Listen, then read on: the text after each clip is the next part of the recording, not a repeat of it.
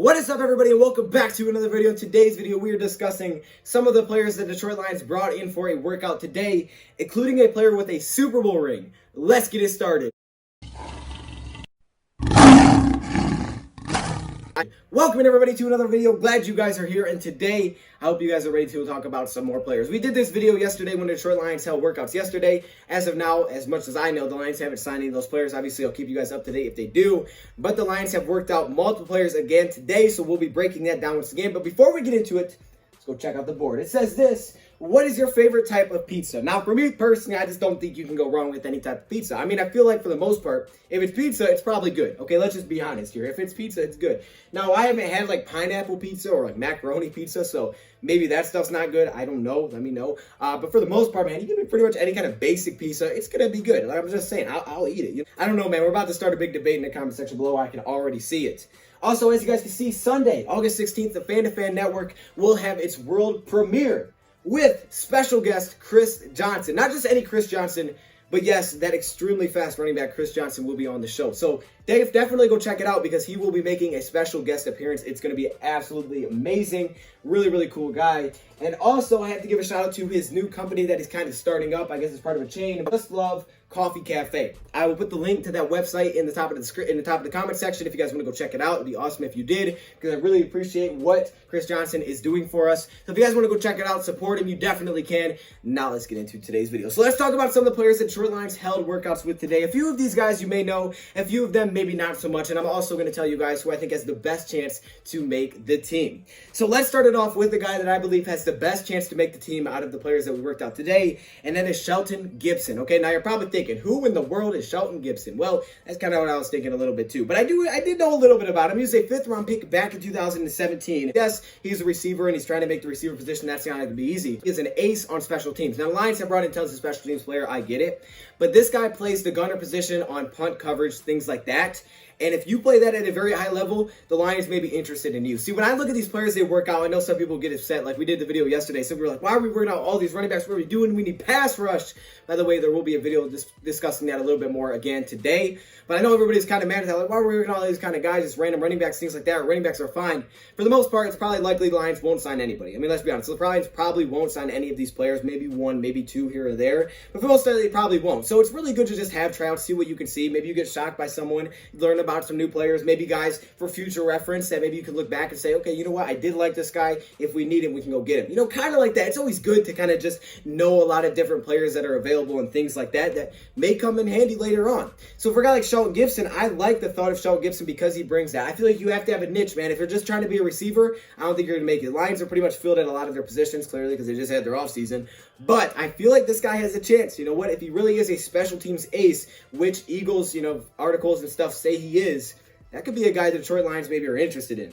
The next one is Chris Hogan. I knew a lot of people would know this guy, so I didn't find him early. Chris Hogan is a former wide receiver for the New England Patriots. That's probably where you know him from the most. He was with Carolina last season. Carolina only 8 receptions last year. But up to that point, every single year, he was basically over 30 receptions. And he was pretty much a very reliable target for the New England Patriots, kind of like a replacement a little bit, I would say, for Danny Amendola. Now, if we didn't have Danny Amendola, I could really consider the Lions maybe looking at this guy. But since we do, I really don't see it. I really don't see him signing with the team. He is 31 years old, which is a little bit younger than Danny Amendola. He's 6'1". It's a little bit bigger than I thought he was, and he ran a 4.5 40. He's just a pretty darn reliable target. And again, this is someone that's good to know. It's good to know that this guy's out there, learn about him, see what he does well, what he doesn't do well. Because down the road, this could be someone that the Lions maybe have to bring in if there's injuries and things like that do occur, because right now there's really no spot for him at the receiver position, but down the road there definitely could be, and someone else could also go sign this guy. I wouldn't be surprised if he's signed by someone very soon.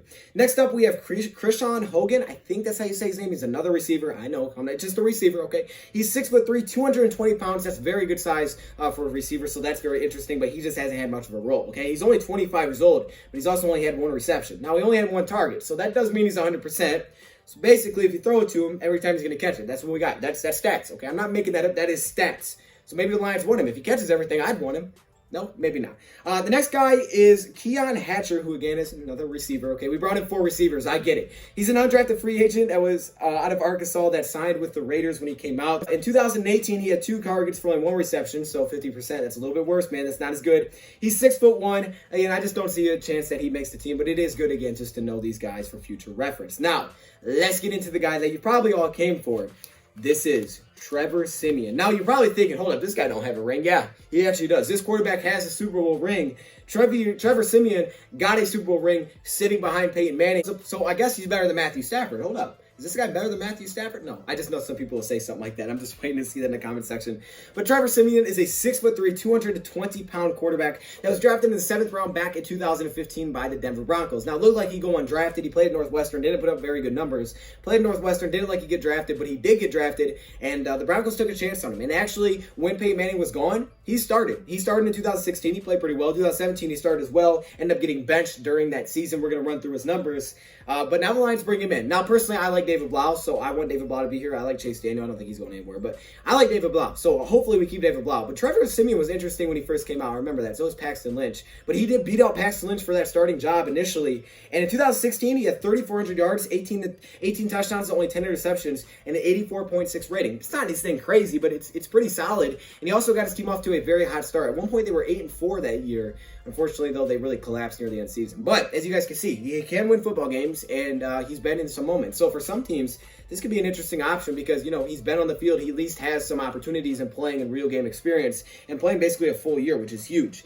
We'll go through his strengths and weaknesses in a second. Then in 2017, his next year is when he got benched. 2,200 yards, 12 touchdowns and 14 interceptions. That's not very good. And a 73.3 rating. So obviously 2017 didn't go as planned for him. He got benched that year. Looking at his strengths and weaknesses, definitely was the best quarterback coming out of college. There wasn't a ton of on-the-field strengths, which is very concerning to me. A lot of the strength that people listed were things like his leadership, his competitiveness, his great instincts, his intangibles, things like that, which is good. I mean, it's good to have those, don't get me wrong, but his on-the-field play is not his biggest strength, which is kind of concerning. But I think another big strength is the fact that he's been on the field, right? He's played, and not a lot of backups and third strings have done that, so that's huge. I mean, he's played in a lot of games, but now David Blau has as well, so I don't think it's really necessary. I hope we keep David Blau, okay? I don't think this guy's replacing anybody. I just thought I'd talk about him because he has a Super Bowl ring, so why not? He didn't play his first full year in college until his last year because they basically would run like 2 quarterback sets, so that's a little bit different of how they did things in college.